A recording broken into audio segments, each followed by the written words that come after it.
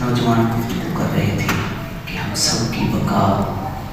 ہم سب کی دین دنیا کی پناہ، اول و آخر کی اصلاح، یا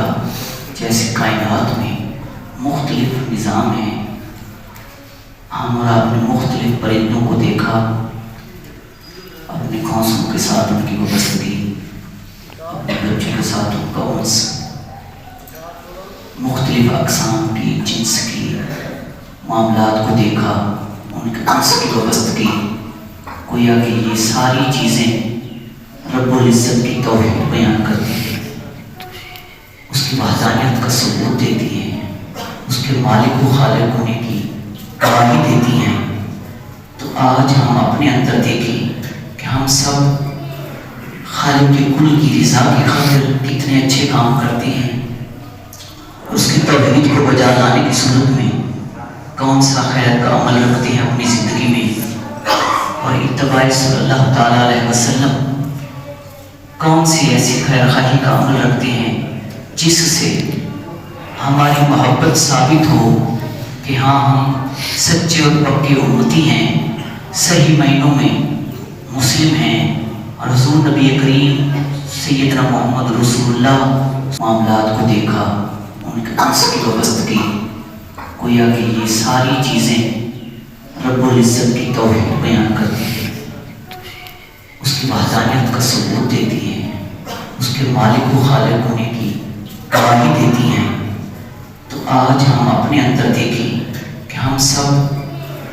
خالق کے کل کی رضا کی خاطر کتنے اچھے کام کرتے ہیں،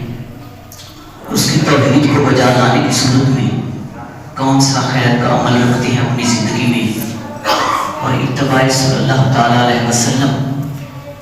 کون سی ایسی خیر خواہی کا عمل رکھتے ہیں جس سے ہماری محبت ثابت ہو کہ ہاں ہم سچے اور پکے امتی ہیں، صحیح معنوں میں مسلم ہیں، اور حضور نبی کریم سیدنا محمد رسول اللہ صلی اللہ تعالیٰ علیہ وسلم و تسلیم کی اتباع کرتے ہیں، اور ان کی خوشی کو اپنی خوشی سمجھتے ہوئے اپنی زندگی کو اس خیر کے عمل پیدا رکھتے ہیں۔ تو یہ ثابت ہوتا ہے کہ ہم میں کمی ہے، حضور کی رحمت برملا ہے،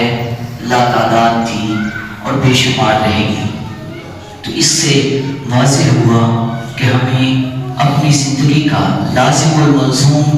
حصہ بنا لینا چاہیے سرکار عالم صلی اللہ تعالیٰ علیہ وسلم کی ذات مبارکہ میں درود و سلام کے نذرانے پیش کرنے کی صورت میں، اور اللہ کا ذکر برملا رکھنا چاہیے، اس لیے کہ ہماری زندگی ہر تبدو کے بعد اطمینان اور سکون چاہتی ہے۔ دنیا کے تمام معاملات میں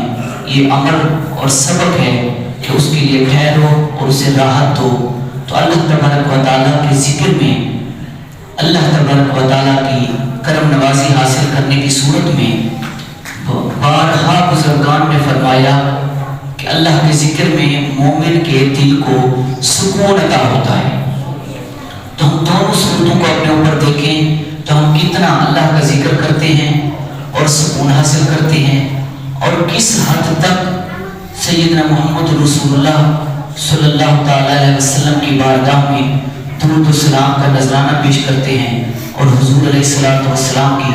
خوشنودی حاصل کرتے ہیں۔ تو اللہ تبارک و تعالیٰ سے استدعا ہے کہ اللہ تعالیٰ ہمیں اللہ تعالیٰ کا ذکر کرنے کی اور سیدنا محمد رسول اللہ صلی اللہ علیہ وسلم کی ذات مبارکہ پہ لا تعداد درود و سلام کے نذرانے پیش کرنے کی توفیق عطا فرمائے۔ وآخر دعوانا الحمدللہ رب العالمین۔